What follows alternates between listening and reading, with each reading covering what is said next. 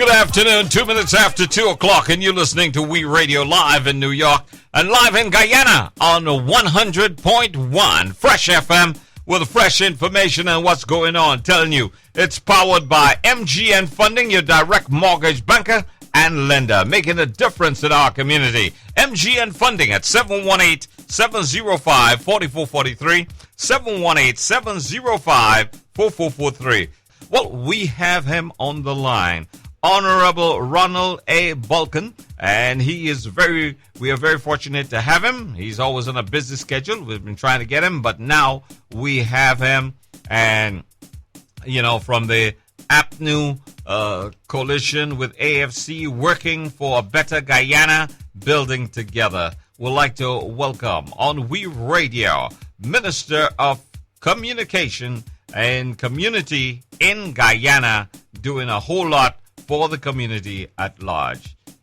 Minister, Honorable Bulkan, good afternoon. Are you with me? Yes, good afternoon to you, sir, and thanks for having me on your program. Oh, you are welcome. Absolutely welcome. We'd love to have you on the airways, and I have to let you know, you're also been heard right now in Guyana also. So you're all over Guyana on 100.1 Fresh FM. So you got to greet not only New York, New Jersey, Connecticut, but Guyana too. Oh, okay, that's very interesting. And yes, I'm indeed grateful for this opportunity to bring some news to your listeners and viewers, not only, as you say, in the tri-state area, or from wherever your feed is being received, including here at home. Yeah, home and abroad, the world. We on the world stage, so we telling the world all about the good things happening in Guyana. As we kick off this interview, I would like you to tell us about your portfolio, your ministerial duties, what it entails. I noticed in your introduction, you refer to the ministry as both communications and communities, but it's actually only the latter. Communities. The Ministry of Communities, it has a responsibility for 4 areas, namely housing, water, the administration of the local government system, as well as regional development. So those are the broad portfolio areas, and I guess as we go along in the interview, I can elaborate. But I suppose an obvious question might be, what drove the creation of this new ministry? And in actual fact, the ministry it incorporates what was formerly 2 ministries, namely housing and water on the one hand, and local government and regional development on the other hand. And the rationale, if you will, was that it seeks to ensure a rationalization or an efficient delivery of governmental services. So the intention largely was that, given that these 4 areas, or these specific areas, are under one ministry, it would, if you will, seek to ensure that there is better coordination, as I said, among the delivery of these governmental services. Well, as you work with, coordinating, putting it together, could you go in a little more detail on your portfolio and what you intend to accomplish? Okay, well, the portfolio, as I said, encompasses those 4 broad areas, namely housing, water, local government, and regional development. In relation to housing, the broad remit and the responsibility of the ministry is to ensure that accessible and affordable housing is provided to not only a broad range of our Guyanese citizens, but in particular those of the low-income bracket. So it's basically about providing accessible and affordable housing in safe and secure communities, communities that have all of the amenities for a decent and dignified living, but with a principal responsibility for low-income groups. As far as the water portfolio is concerned, it is to ensure adequate delivery of pure water supplies to have universal coverage to everyone, because as you and I know, Spiceman, water is the most basic necessity for living. And even though we live in one of the monikers for Guyana is that we're the land of many waters. To ensure the efficient delivery of pure water supply in a developing economy like ours does pose some challenge, given the the diverse nature of where our population is located, not only on the coastland but in the hinterland. So it's a very important responsibility. Should I proceed with the other areas, local Yes. government and regional development? Yes, you can. Okay, insofar as local government is concerned, the broad principle and the broad philosophy of this administration is that we are committed to a process of decentralization. It has been the case that for the half a century since we've been an independent nation, we've actually, in significant measure, continued what we have inherited as far as administration is concerned, where there was a great degree of centralization. Now, our country, as most of our listeners would know, is too large to be effectively or efficiently governed from the center. And this is why we have quite elaborate constitutional provisions for local administration. However, it has been the case that these provisions and our laws have actually been honored in breach. Mm-hmm. And it is a painful reminder that in the last 45 years, there has actually been only one local government elections when our laws requires that these elections be held every 3 years. Wow. So our local government elections were held in Guyana in the year 1970, following that in the year 1994.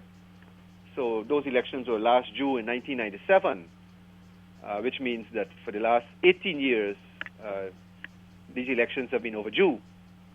And this administration is determined to reverse that state of affairs. We are committed to ensuring that local democracy prevails. It arises out of a fundamental recognition that there can be no human development without local democracy. This is why we are committed to the repair or the rehabilitation of this virtually collapsed system of local government, which currently obtains partly as a result of the non-holding of these elections for the extended period that I referred to a short while ago, as well as, if you'll allow me to say, oppressive actions on the part of central government, which have not allowed our local government organs to operate with either the autonomy or the authority which are granted to these organs under our Constitution. So we are committed to as I said, the rehabilitation and repair of this system of local government and local administration. Essentially, what the program that the ministry has is firstly to ensure that there is democratic renewal in the life of our councils, of which there are actually 71, namely 9 towns or municipalities, as well as 62 what are called in Guyana neighborhood democratic councils. And this democratic renewal will take place, as you have averted in your opening comments, on March 18th, in another 7 weeks from today. Following that, the other two key components of the ministry's and the administration strategy is to ensure that that institutional strengthening is provided to these new councils when they come into being, and that we seek to build capacity.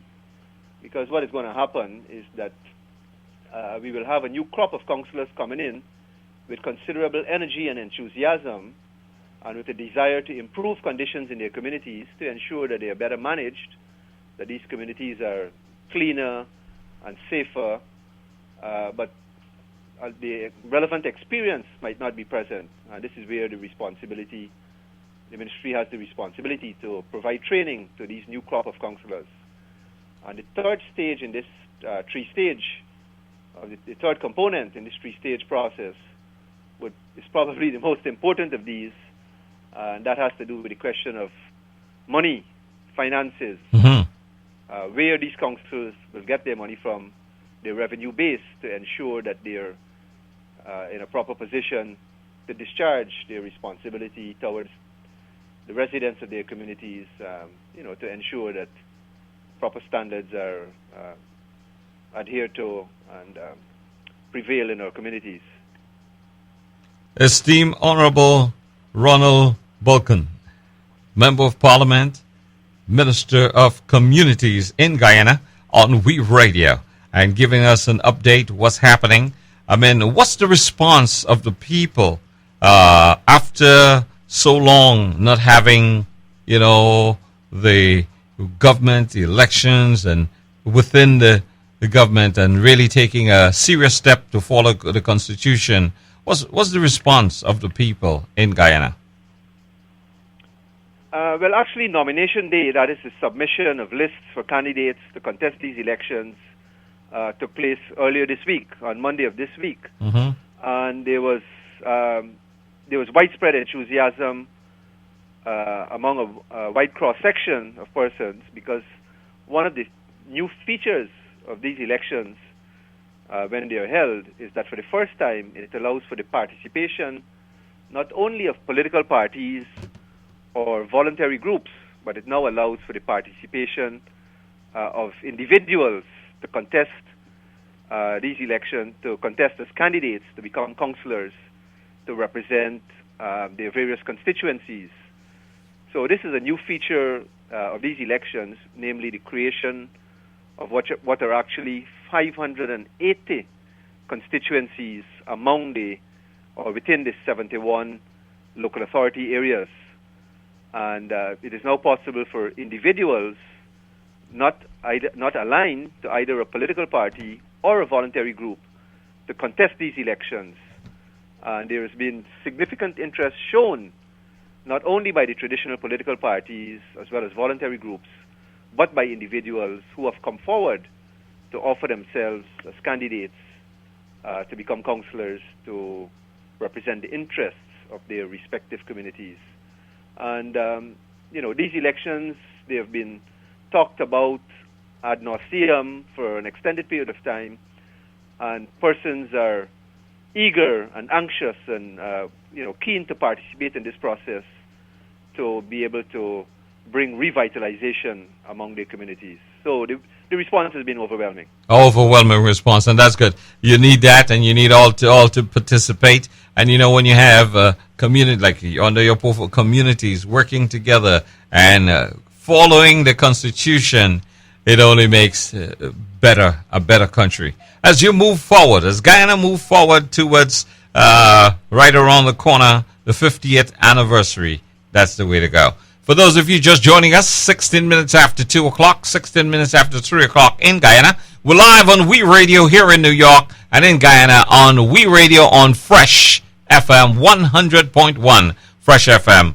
in the Guyana, as we do it in the Republic on your Saturday afternoon. I'm Spiceman, Bob Frederick, and online we have with us, live from Guyana, the Honorable Ronald A. Mr. Bulkan, this afternoon, Minister of Communities, making a big difference in Guyana. Anything, I know so much happening, and you revitalizing and rejuvenation, so to speak, in Guyana, in government, and as you do it, and getting people, everybody involved. Anything else you'd like to add? What's happening on that level, or people, the general public, need to know? Or something you'd like to bring to light? Yes, Spiceman. Yes, I actually did not touch on the last portfolio responsibility, namely that of regional development, because the ministry is responsible also for the coordination of our 10 regional administrative centers.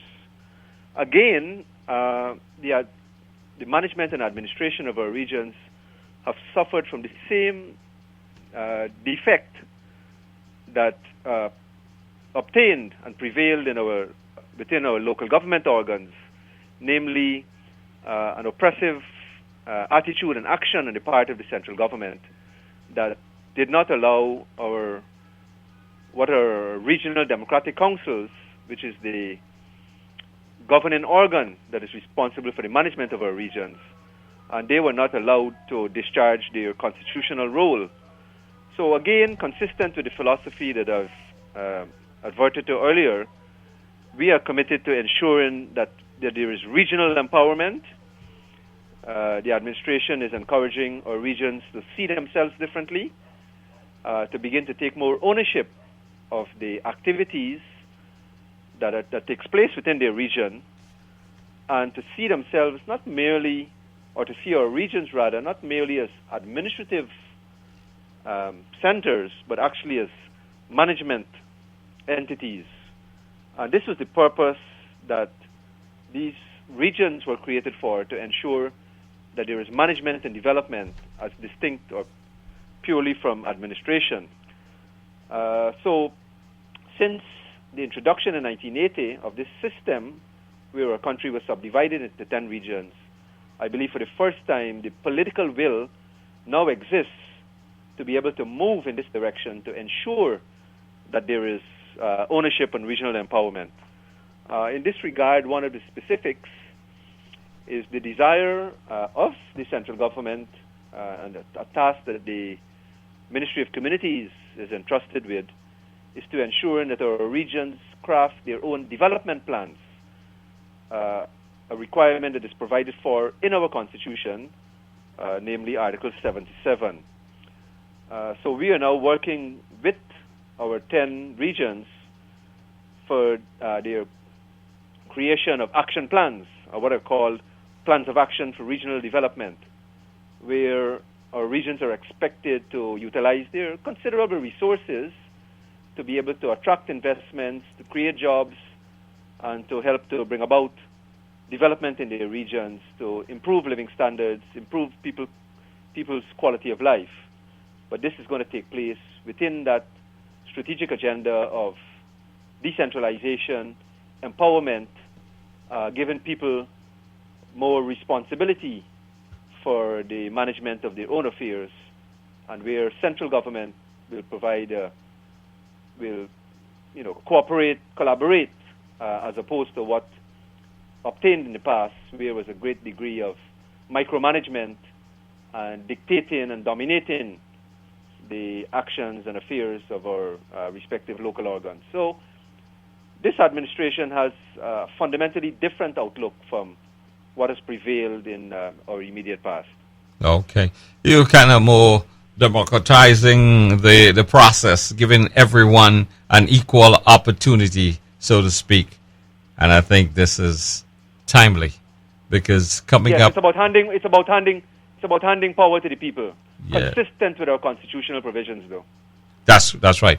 As you get ready to celebrate 50 years and making progress and moving on as a nation and giving everyone an equal opportunity.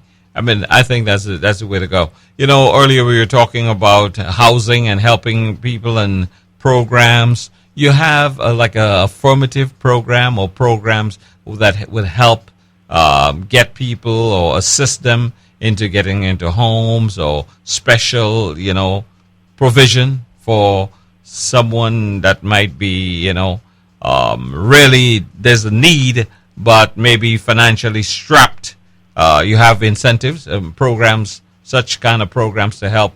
Here in America, they call it low income or the less fortunate, or affirmative program. You have some kind of program like that? Yes, that's the broad remit or responsibility of the administration, and in this case, our ministry, which is to prioritize the availability of affordable housing, to make it accessible, particularly to low-income groups. So I guess you could say that is the affirmative action, right, given that the priority is expected to be given to low-income persons.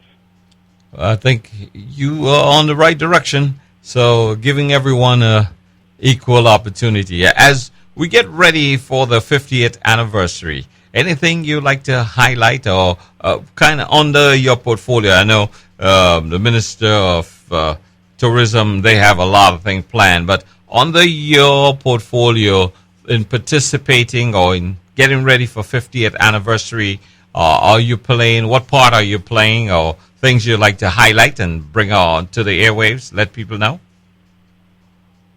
Well, in broad terms, of course, the ministry is part and parcel of an administration, and that this our Golden Jubilee is an important event in our national life. It is something that we will not see again in our lifetime, and so we have a responsibility.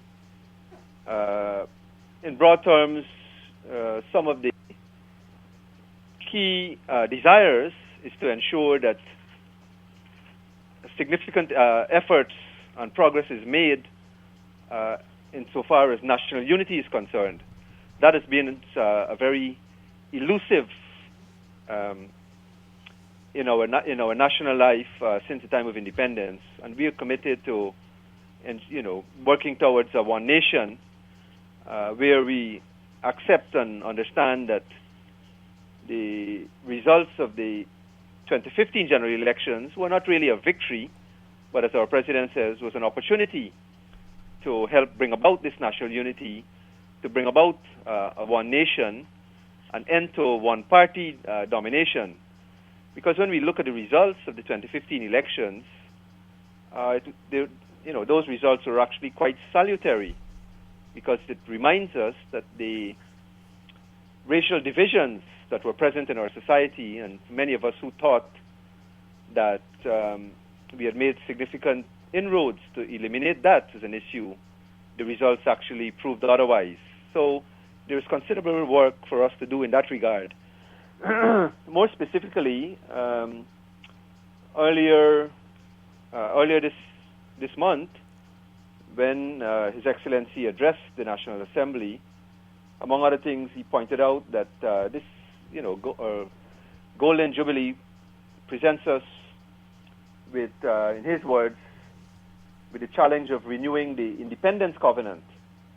And in that address, it was announced that this year has been designated as the year of Renaissance, and that it will be devoted to the rebirth and the renewal of the promise of economic independence and resilience.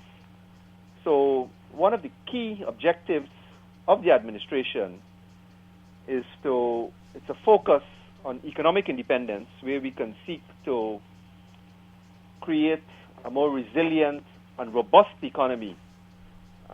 It is again unfortunate that in the 50 years of independence, we have not been able to make significant strides or inroad into creating such a resilient economy. Our economy continues to be reliant on what would have been referred to as the Six Sisters, namely bauxite, sugar, rice, timber, gold, and diamonds, all of these being namely commodities where one is subject to the vagaries of the marketplace. You're essentially a price taker, and you're very vulnerable to prevailing world market, to commodity pricing, and as a nation, you're subject to what I believe the economists would call exogenous shocks.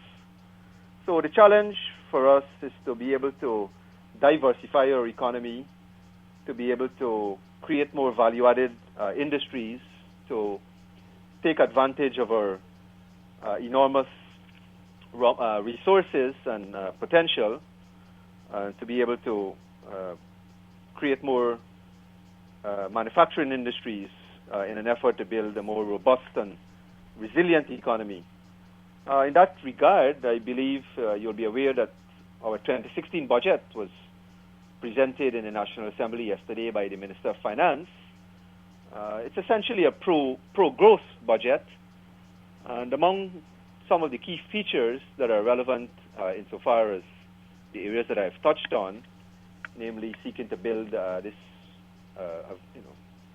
vitality, an economy characterized by vitality, is there's an emphasis to bridge the divide between the coastland and our hinterland infrastructure by investing significantly in hinterland infrastructure.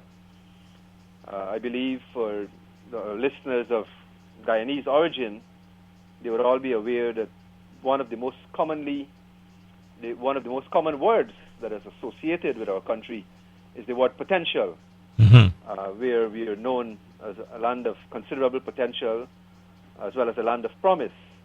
Again, we've not been able to realize that potential. This administration is committed. Some of the specific areas in 2016 would see an investment in renewable energy, where with the provision of affordable and reliable energy, it will help to open up many of the opportunities across our country for agriculture, agro-processing, let's say tourism, etc. Some of the other, I believe, key measures in the budget, or one of them rather, would be the signal to end the telecoms monopoly. There's actually been a monopoly provider in telecommunication and fixed lines. So, as we all are aware, competition is going to drive innovation and efficiency. Consumers can expect lower rates, faster connectivity, more bandwidth, because it is undeniable that access to internet is essential to compete in today's world. These, I would say, would be some of the challenges that this ministry is engaged in insofar as the program for 2016 is concerned. Well, it all looks good, and in addition there, with the discovery of oil, lots of potentials, as you said, coming out of Guyana and to generate a stable economy. If you would like to elaborate on that, feel free to do so. Yes, after many decades of it being said that we are surrounded by neighboring countries that are oil producers, it was always suspected that Guyana does possess reserves, but we're happy to note now that ExxonMobil has discovered what, by all accounts, is described as a monster find. Mm-hmm. And more recent reports within the last week, they have announced that they are going to commence drilling of a second well. So that promises to bring about a lot of economic activity, even in the process leading up to commercial exploitation.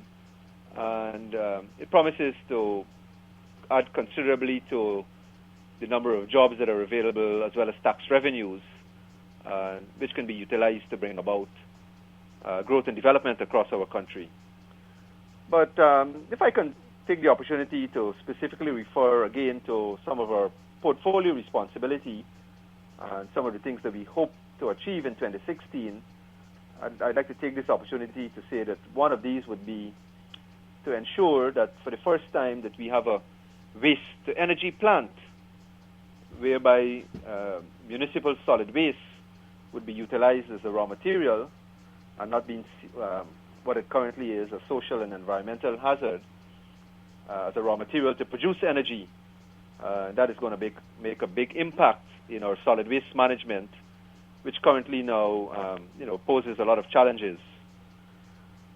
Some of the other key achievements that the ministry hopes to achieve in year 2016 would be to collaborate for the rehabilitation of a hydroelectric plant that is located in the Madhya area in Region 8, or more specifically Chumachamari. Hope if that becomes, as we intend to, that plant becomes operational, it's going to provide affordable and reliable and continuous electricity at considerably cheaper tariffs, and that's going to help to drive development in that particular part of our country in Region 8. I've already alluded to our commitment to begin the rehabilitation of the broken local government system. We intend to provide faster access to affordable housing. We intend to provide improved pure water supply to more communities. And this is all part of delivering what the administration and the coalition administration calls the good life to which it is pledged. There's also one other area that I'd like to bring to the attention of our listeners and our viewers, and that is our commitment to operationalize a constitutional commission, which is called the Local Government Commission, a commission which was actually enacted, legislation which was enacted in November 2013, but which up to the time that the previous administration demitted office in May of last year, they did not operationalize. So funding has been provided or will be provided in the 2016 budget to operationalize this commission, which will have responsibility for the management and staffing of our local government organs. Now, the relevance or importance of this is that it is going to help to take politics out of the management of our communities. So it will allow for persons who are scared, if you will, of getting involved in community management for fear of association with politics, that factor would be taken out, and it would allow for more individuals to come forward to help to manage and develop our communities. So those are some of the plans that our ministry has for the remainder of this year. All right, sounds good. Looks good. I would like to ask you, Minister Bulkan, to just give me 1 second. We have a minute for our commercial sponsor, making the program possible. It's MGN Funding, your direct mortgage banker and lender at 718-705-4443. Owning property, son of the soil, Mr. Marlon Sinarayan, a CEO, saying that home ownership is just a phone call away. 718-705-4443. That's 718-705-4443. MGN Funding. MGN Funding, your direct mortgage banker and lender in the states of New York, New Jersey, and Connecticut. MGN Funding. If you're serious about home ownership, now is the time to call MGN Funding. 718-705-4443. 718-705-4443. MGN Funding, putting members of the family into property, saving you lots and lots of money. Refinancing, purchasing. MGN Funding. 718-705-4443. Call us. MGN Funding is a licensed mortgage banker in the state of New York, New Jersey, and Connecticut. MLS number is 42791. We're located at 3050 Whitestone Expressway, Suite 305, Flushing, New York, 11354. All right, that's MGN Funding, and we can help you. Make that phone call right now. Don't be shy about it. Economic empowerment starts right here, right now. A quick phone call to MGN Funding, 718-705-4443. 718-705-4443. And we can make it. And if you have friends, if you're in Guyana and you have friends and family here in New York, New Jersey, or Connecticut, please give them a call and tell them, call MGN Funding, your direct mortgage banker and lender. Yes, we FHA and VA approve, and applicants must qualify according to credit, income, and property guidelines. Conditions and restrictions may apply. Rates are subject to change without notice. NMLS number 42791. Telephone number 718-705-4443. All right, we're very privileged to have Minister of Communities, Honorable Ronald A. Bulkan, on the line. And thank you so much for giving us your time this afternoon. We really appreciate it. I would like to just ask about, this, what's going on, and it's been happening for quite a while, the border dispute between Guyana and Venezuela. You see anything in the not-too-distant future, some sort of solution, or would this really be up to the international court? What's your take on all this happening? I take it you mean in the near future as opposed to the distant I said the future, Spiceman. No, I say the not-too-distant future. Okay. Oh, the not-too-distant future. Yeah, the not-too-distant. Regrettably and unfortunately, I do not think this is a problem that we have had for the last 50 years. And the prognosis is that there's hardly likely to be an early solution to this problem. And much of it lies in the hands of the international community to be able to provide support. Because this is an issue, I believe, of international law. And what Guyana wants and what Guyana is advocating for is a judicial or a juridical settlement, presumably by the International Court of Justice, a process that our Western neighbors are strenuously avoiding, to be able to, hold on to this specious claim to our landmass. And it has occupied a lot of time and energy and resources of the new administration, and in particular our president, who has had to participate in many international fora, including right here in South America and elsewhere, to be able to expose the hollowness of this Venezuelan claim. But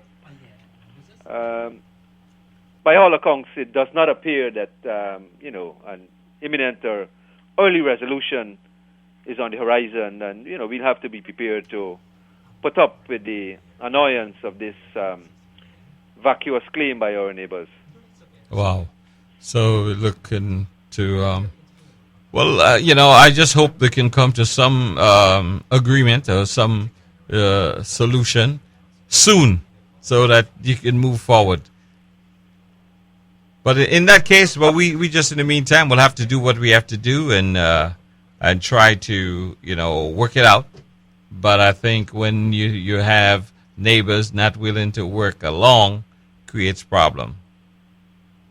Absolutely. And in our case, enormous problems. All right.